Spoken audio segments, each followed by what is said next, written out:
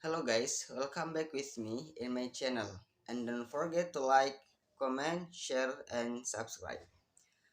How cryptocurrency could help tackle global income inequality. Look at the many ways that cryptocurrency can help to solve the problems associated with global income quality.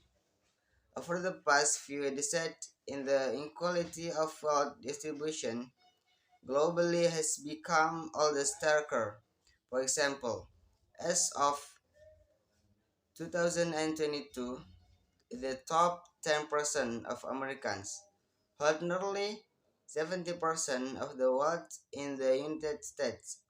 This means that 90% of the country only takes home 30% of the wealth. South Africa is another example, with the top 10% taking home 65% of the world. Many citizens also like access to general banking as well as high-class financial service limited to a credit of investors that are readily available to residents who are more well off. Cryptocurrency can help to reduce wealth disparity by providing users with access to a means to earn, store, receive, send, and invest their money. This analysis looks at how cryptocurrency can help close the income inequality gap. Cryptocurrency gives users easier access to financial tools and a more affordable method of money remittance. Many people in developing nations rely on their family members abroad to send money back to help with living expense.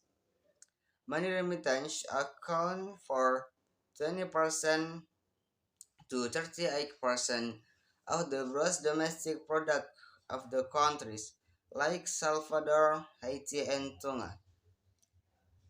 Stable coins like USD coin and Ether can ensure that the recipients receive more of their transferred funds without intermediaries taking a cut in the form of transfer fees.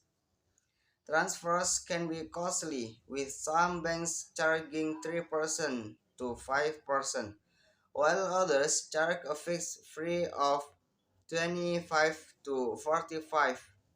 Transfers via Western Union cost 25 on average for online transfers. When done in store, on the other hand, stable coins like USDC can cost 3 to 5 to send on Ethereum, and less than 0 on the BNB Smart Chain, Torrent, and Cardano blockchain, while saving an extra 20 to 44 on transaction fees might not seem like much to many people. This makes a big difference for people in developing countries or with lower incomes. For example, the average monthly salary in Venezuela is roughly. This saving make it possible for people to make a better living from family members working overseas. In addition, family members will also be able to send money more frequently due to the very low fast transaction times. Bitcoin, but also stable coins, generally provides more accessibility than traditional banks, especially in emerging markets where large populations often find themselves unbanked either due to lack of infrastructure or documentation or exclusion on the basis of social standing, gender, religion, or political viewpoints. As shifts towards Bitcoin and stablecoin, payments can also be driven by sanctions or tight capital controls that make it virtually impossible for ordinary citizens and business to participate in the global economy either through trade, commerce, or otherwise, he added.